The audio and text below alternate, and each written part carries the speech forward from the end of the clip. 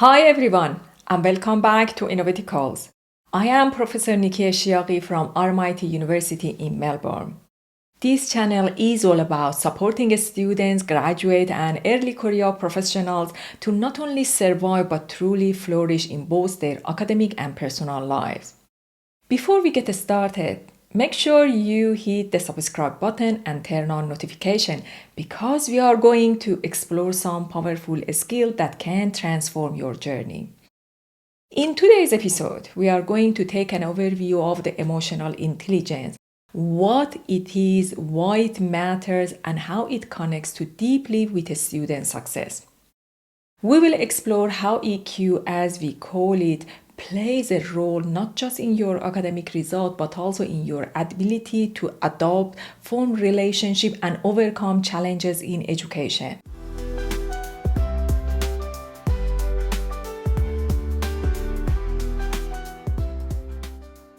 Now, we have already gone into depth on the core components of the EQ in some of our earlier episodes, things like self-awareness, self-regulation, motivation, empathy, and social skill. If you haven't seen those yet, I highly encourage you to go back and watch them because they will equip you with a practical insight into each of these crucial areas. Think of today's session as the big picture, an overview of how all these pieces come together to influence your educational path. So, let's begin with the question many people ask: what really predicts success in a school or university? For decades, the answer was IQ, your intelligence quotient. That was the gold standard. The assumption was simple. If you were smart enough, you would succeed. But research over the past 30 years has challenged that idea in profound ways. We now know that the emotional intelligence often predicts long-term success more strongly than IQ does. Why? Because education is not just about solving equation or memorizing facts, it's about navigating life, relationships, stress, and change.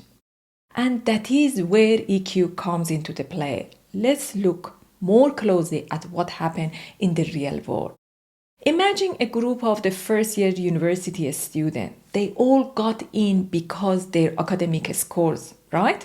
But once the semester begins, new challenges arise: managing independence, making friends, dealing with homesickness, coping with financial pressure, and suddenly having to structure their own time. For many, this is overwhelming. Research shows that the students who persist and thrive are not always the ones with the highest IQ, but those who possess emotional skill like adaptability, stress management, impulse control, and interpersonal skills. Here it is a concrete example.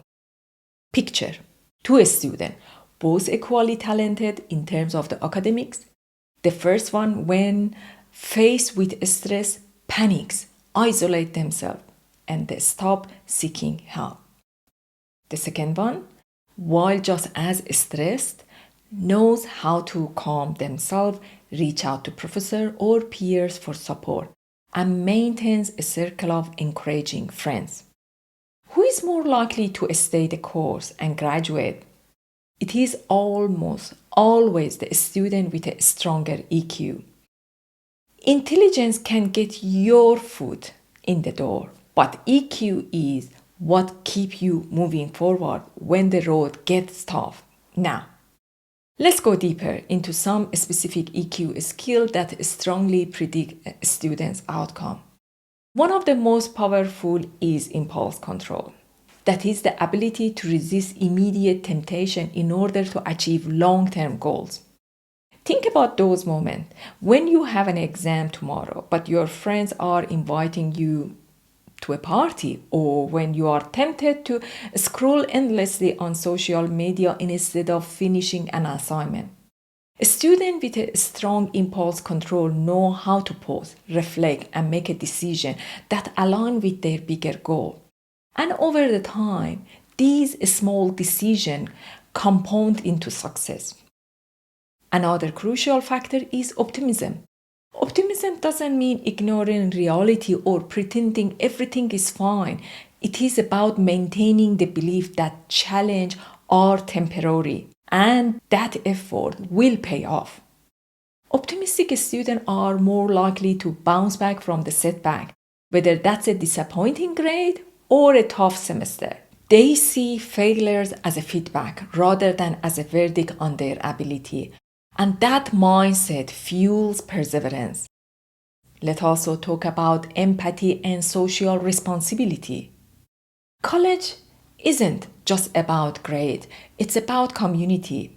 Students who are able to understand others' perspectives, show compassion, and contribute to their communities tend to adjust more smoothly. They create support networks that help them weather difficult times. For example, an empathic student might notice a classmate struggling and offer help.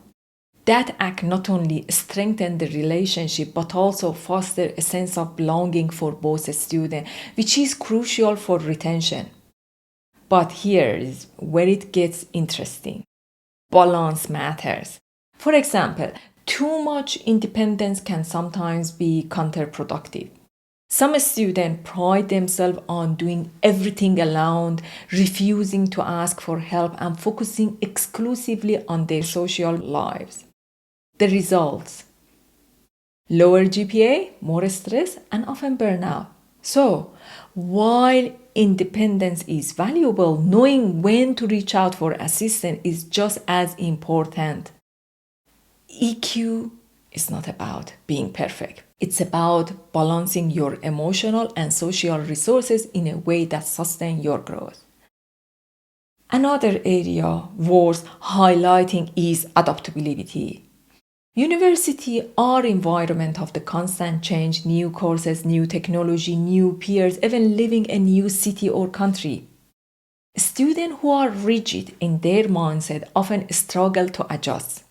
But those who are adaptable, who can shift strategy, remain flexible, and see change as an opportunity rather than a threat, tend to thrive. So, where does all this leave us? We can now see that the EQ isn't just a nice to have skill, it is foundational to academic success.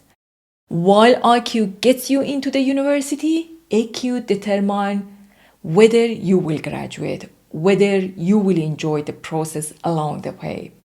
The ability to manage your impulse, stay optimistic, empathize with others, and adapt to new circumstances directly shape your chance of not only succeeding but also flourishing in your study. And here it is the most empowering takeaway. EQ can be developed. Unlike IQ, which tends to be relatively stable, emotional intelligence can grow with intentional effort. That's what makes this such an exciting field, which brings us to the next part of our journey. In the second episode of this two-part series, we will explore how a student can actually improve their EQ through a specific program and practices. We will also look at how EQ plays a role not just in a young university student, but also in adult learners, online learners, and even in a different cultural context around the world, from Iran to Mexico to Bahrain. You will see how universal these emotional skills really are and how they can be applied no matter your age, stage, or location. So, make sure you join me for episode 2 because that's where we will move from theory to practice. And once again, don't forget to subscribe so you don't miss it. Share this episode with a friend who might be struggling with challenges of university. It could be the encouragement they need today. Until next time, remember this: success in education is not just about how smart you are. It's about how emotionally intelligent you are. And that's something you can start building today.